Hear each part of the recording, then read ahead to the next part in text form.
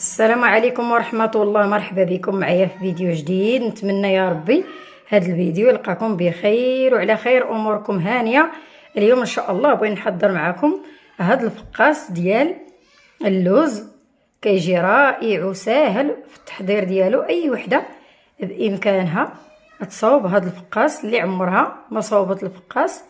الا بغيت تعرفوا المقادير وطريقه التحضير تبعوا معايا الفيديو حتى الاخر وندوزو على بركة الله نشوفوا المقادير وطريقة التحضير. فرجة ممتعة. على بركة الله ندوزو للمقادير. وهنا البنات راه عندي انا المقادير ديال 3 كيلو ديال الفقاص. على بركة الله عندنا هنا 18 بيضة، عندي هنا رابعة تاع الجنجلان، عندي هنا نص رابعة تاع النافع، عندي هنا 6 المعالق تاع الخل. كيهشوا هاد الخل البنات زوين. عندي هنا 6 الكيسان ديال الزيت، عندي 6 الكيسان ديال سنيده، نص كيلو ديال اللوز، عندي هنا 3 الكيسان ديال الحليب، 3 الكيلو تاع الدقيق، عندي 3 الساشيات تاع الفاني بنكهه الزهر، عندي 6 الخمارات ديال الحلويات، شويه ديال الملح. وندوزو على بركه الله نخلطوا الفقاص ديالنا. هنا على بركه الله هرسنا 18 البيضه اللي هرسنا هنا. غنضيفوا عليهم 6 الكيسان ديال سنيده، غنضيف عليهم 6 الكيسان تاع الزيت. كنخلط البنات المقادير كلهم في خطره واحده، ماشي مشكل. غنقول لكم حتى السر ديال النجاح ديال الفقاص. هنا عندي 3 الكيسان ديال الحليب،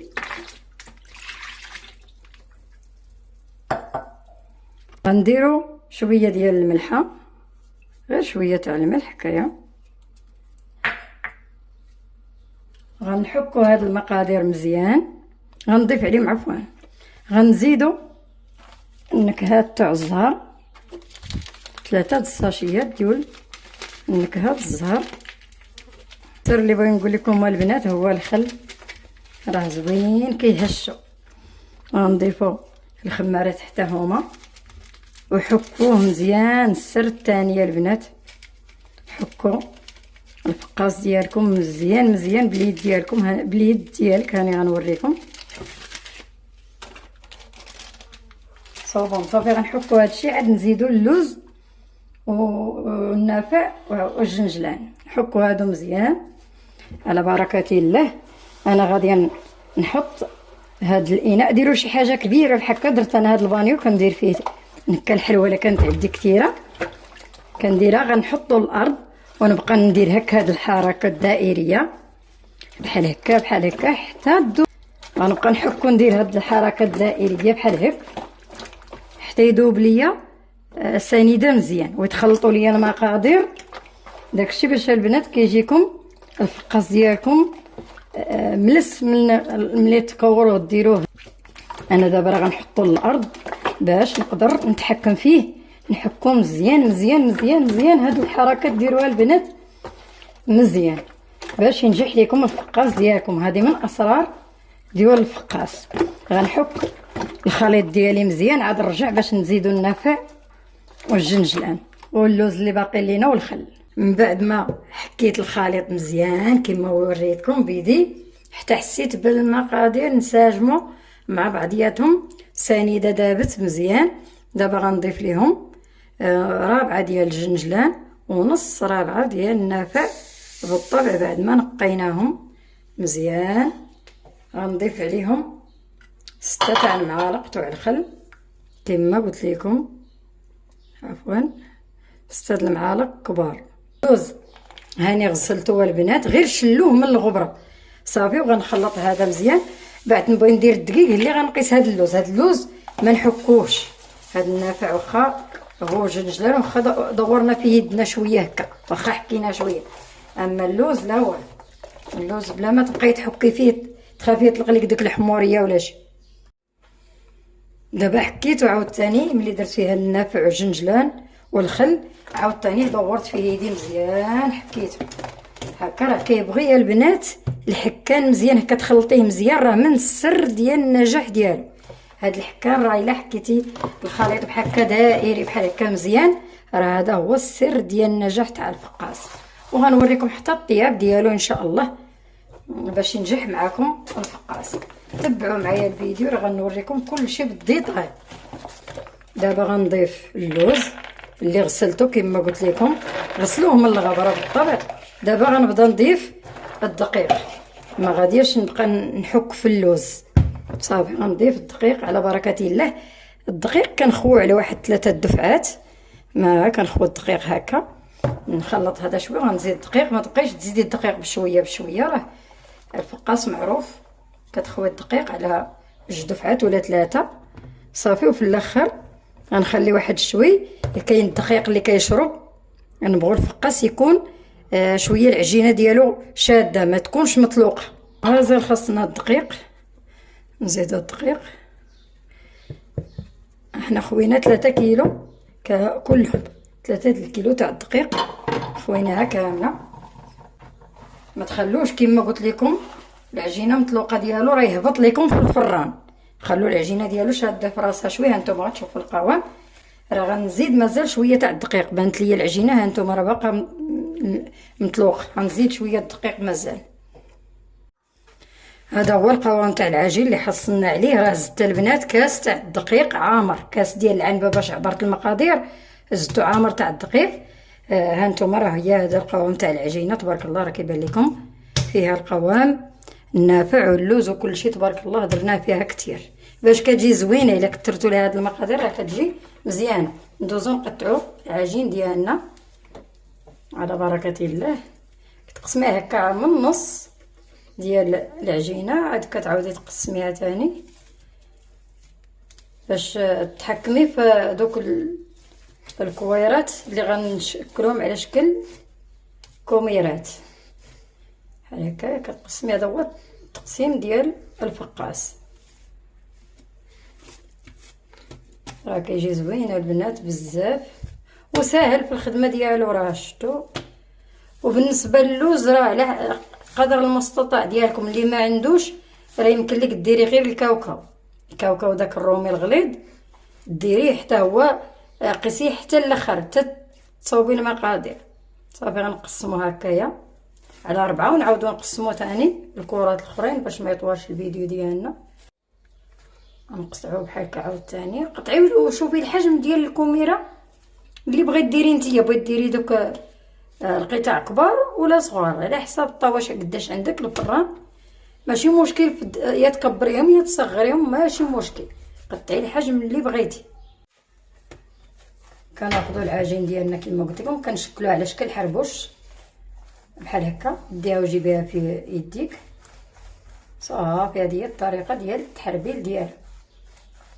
ما تخلوش غليظ بزاف وما تخلوش ما ترقوش بزاف. هكا حربلوه حتى تحصلي على الحربوش اللي بغيتي انت. عندي انا الطاوه كبيره كنطول هاد الحربوش ديالي، كنطولو داك هكا السوق قادي في الطاوه بحال هكا. شفتوا داكشي باش قلت لك قطعي القطع على قد الطاوه اللي عندك. انا عندي هاد الطاوه طويله قادي هكا بالاصابع ديالك. ونفس الطريقه كنبقى البنات نحربل بحال هكايا وندير في الطاوه كالعاده حتى نكملهم كل شيء. العجين اللي عندي هانتوما نحط الاخرى حدا الاخر ونخلي شويه ديال ليسباس. غنكملهم كاملين عاد نديروا ليهم تاني البيض ونيسكافي باش غندهنوهم ان شاء الله. هنا عندنا 2 بيضات درت باش ندهن، ولا خصني غنزيد قدوني. صافي درت غير 2 بيضات هنا بالصفر والبيض ديالهم. غندير فيهم 2 ساشيات ديال نيسكافي، قهوه سريعه الذوبان. صافي غادي نخلطها مزيان. هاد القهوه كتعطينا اللون وكتحيد لينا الزفوريه. نجيب الفرشيط نخلط هذا مزيان ونجيب الفرشيط. من بعد ما شكلنا الفقاس ديالنا على شكل حرابل، غادي نديرو ليه دابا ان شاء الله هاد النسكافيه والبيض كندهنوهم به. كتعطيه اللون زوينه البنات وكتحيد ديك الزفوريه ديال البيض. هاد النسكافي وكتعطي اللون للفقاس ديالنا. هكا نمشيو مع الطول ديال الفقاصه، نديرو الشيته هكا صافي. عند اي شيته يمكن لك دهني بها. انا دايره الشيته ديال السيليكون استعجلات ليا، ما عرفتها في دازت، وانا نخدم هادي ماشي مشكله، غتكون هادي كتخدميها غير الحلوى، ما تخدمي بها حتى شي حاجه. الطريقه نقلبوا الفرشيط هكا ديالنا ونجو من الراس ديال الفقاصه، نمشيو بحال هكا بحال هكايا على الطول ديال الفقاصه بحال هكا صافي. ملي يطيب هو راه كيبان فيه دوك الشريطات. ما عنديش انا الفرشيط صغيره، من الاحسن لو كانت الفرشيط رقيق. دوزو معاه هكا صافي. الطريقه ساهله البنات. شفتوا الفرانه البنات راني ناقصه بزاف، شفتوا كي كتبان لكم العافيه منقوصه. دابا غندخل الطاوه الفوق كالعاده، ندخلوها في الفوق حتى طيب شويه من التحت، عاد نعاودو ندخلوها تاني. كما شفتوا العافيه عندنا دايرينها كما قلت لكم مهيله. غنخلو الفقاص ديالنا يبدا يذهب من التحت، عاد ننزلوه يتحمر ثاني من الفوق شويه صافي، ونخرجوه نحطوه حتى يبرد. رانا البنات ما تسدوش، غير ردوه شويه هكا، نردوه تنخلوه مبسم، واخا نلقاوه بشي حاجه ما غنسدوش الفران، ما خلوش بحال محلول بزاف، غير شويه هكا مبسم. هذا من سر النجاح ديال الطياب تاع الفقاص. خلوه الفران مبسم، غلقاه بشي، لقاه بشي حاجه صافي باش ما يتحلش بزاف، حيت الا خليته غيتحل بزاف. ونخلي الفقاص ديالي يطيب، عاد كما قلت لكم نشعل عليه العافيه من الفوق. هذا الموس هذا اللي عندكم البنات راه متوفرين في السوق، راه كيكون زوين مضوه مزيان. كنقطعوه، كناخذوا الكميره نقطعوها من النص ديالها وكنحرفوا تقطع شويه صافي. وبهذه الطريقه بغيت نقسموها، حرفوا الموس شويه هكا وقطعوا.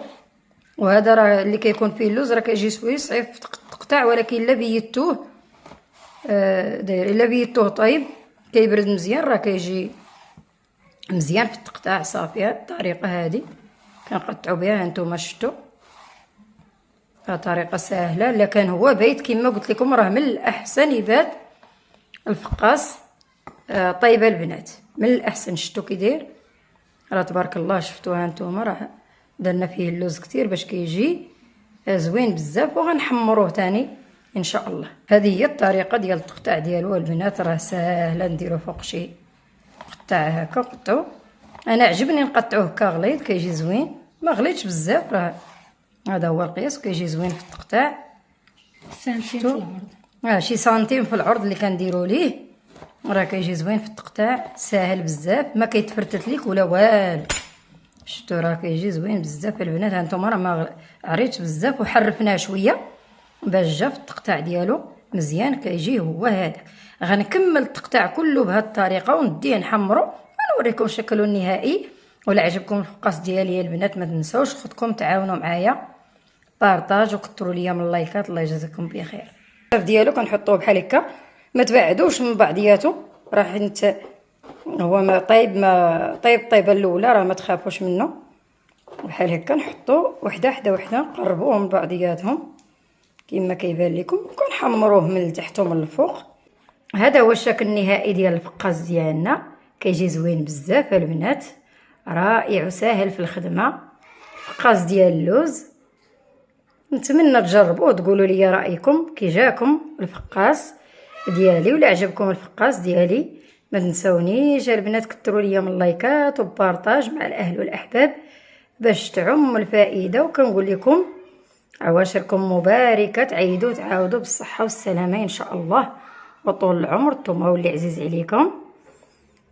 وحتى لهنا سال الفيديو ديالنا، خليتكم على خير في امان الله، ومع السلامه الى فيديو اخر باذن الله.